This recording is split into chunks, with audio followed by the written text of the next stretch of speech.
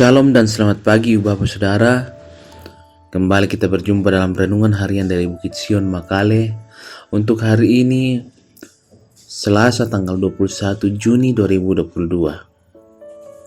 Berdasarkan bacaan harian Gereja Toraja, hari ini terambil dari kitab Efesus pasal 2 ayat 11 hingga ayat yang ke-22. Sebelum kita membaca kebenaran firman Tuhan ini, kita akan bersama berdoa memohon hikmat kepada Tuhan agar Roh Kudus membimbing kita dalam memahami kebenaran firman-Nya. Mari kita berdoa. Bapa, kami bersyukur atas hari baru yang Tuhan anugerahkan bagi kami. Kiranya di hari ini Tuhan, kami boleh beraktivitas dengan baik. Itu semua kami butuhkan hikmat daripada-Mu. Terlebih juga untuk membaca kebenaran firman-Mu saat ini yang akan menjadi fondasi hidup kami menjalani hari anugerah-Mu ini ya Tuhan. Karuniakan kami hikmat, Roh Kudus kiranya memimpin kami dalam belajar kebenaran firman-Mu ini. Terima kasih untuk istirahat yang sudah berlalu dalam hidup kami. Itu semua kami lalui semua karena pertolongan Tuhan.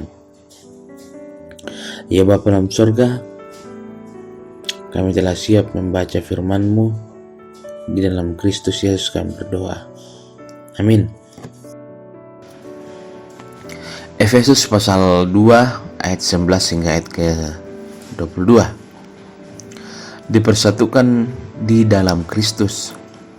Karena itu, ingatlah bahwa dahulu kamu sebagai orang-orang bukan Yahudi menurut daging, yang disebut orang-orang tak bersunat oleh mereka yang menamakan dirinya sunat, yaitu sunat lahiriah yang dikerjakan oleh tangan manusia. Bahwa waktu itu kamu tanpa Kristus tidak termasuk kewargaan Israel dan tidak mendapat bagian dalam ketentuan-ketentuan yang dijanjikan, tanpa pengharapan dan tanpa Allah di dalam dunia. Tetapi sekarang di dalam Kristus Yesus, kamu yang dahulu jauh sudah menjadi dekat oleh darah Kristus. Karena Dialah damai sejahtera kita yang telah mempersatukan kedua pihak dan yang telah merubuhkan tembok pemisah, yaitu perseteruan. Sebab dengan matinya sebagai manusia, ia telah membatalkan hukum Taurat dengan segala perintah dan ketentuannya untuk menciptakan keduanya menjadi satu manusia baru di dalam dirinya, dan dengan itu mengadakan damai sejahtera, dan untuk memperdamaikan keduanya di dalam satu tubuh dengan Allah oleh salib, dengan melenyapkan perseteruan pada salib itu. Ia datang dan memberitakan damai sejahtera kepada kamu yang jauh dan damai sejahtera kepada mereka yang dekat.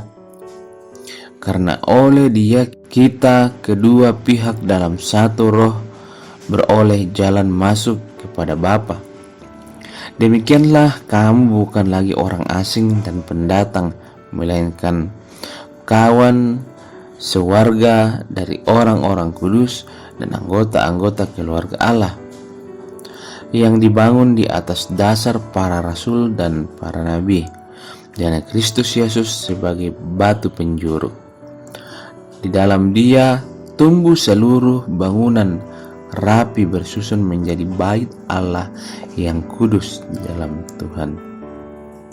Di dalam Dia kamu juga turut dibangunkan menjadi tempat kediaman Allah di dalam Roh.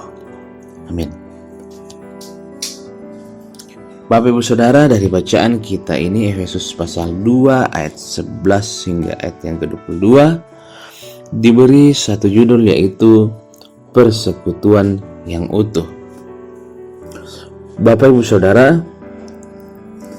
sifat membeda-bedakan masih sering menjadi persoalan dalam hidup manusia, dan akibatnya adalah perseteruan.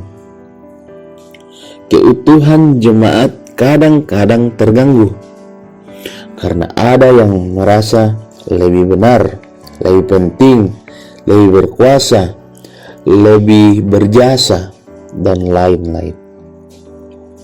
Yang disebut gereja adalah orang percaya. Dengan demikian, yang gereja adalah setiap anggota jemaat. Gereja artinya persekutuan yang ajaib. Jadi, kalau dikatakan orang-orang, berarti jemaat itu terdiri dari beberapa atau banyak anggota, dan tentu berasal dari berbagai latar belakang. Namun dari keperbagaian latar belakang itu, semua telah berada dalam satu persekutuan yang utuh. Dalam 1 Korintus 12 ayat 27 dikatakan, kamu semua adalah tubuh Kristus, dan kamu masing-masing adalah anggotanya. Bapak Ibu Saudara, kasih Allah dalam Kristus adalah kasih yang mempersatukan manusia yang sudah jauh dari Allah karena dosa. Telah dipersatukan kembali di dalam Dia.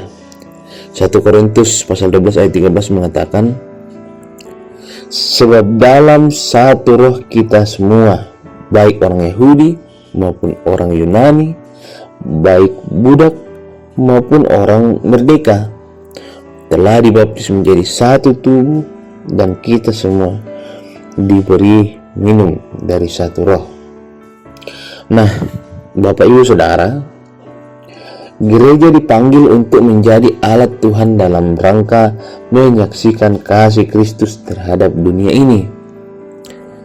Dan dalam rangka kesaksian itu, gereja perlu memelihara dan merawat keutuhan persekutuan sehingga dapat menjadi teladan bagi dunia dalam menghadapi berbagai tantangan.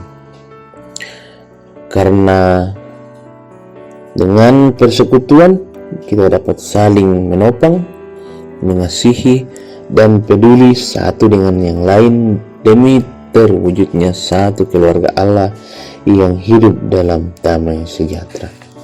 Amin. Mari kita berdoa. Bapa, kami bersyukur untuk kebenaran firman-Mu yang telah kami baca, kami dengarkan.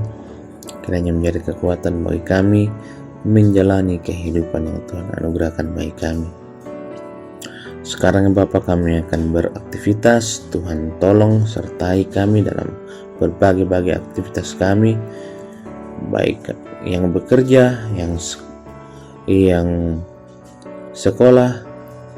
Tuhan tuntun, sertai, berikan kekuatan, hikmat dalam menjalankan setiap tanggung jawab kami.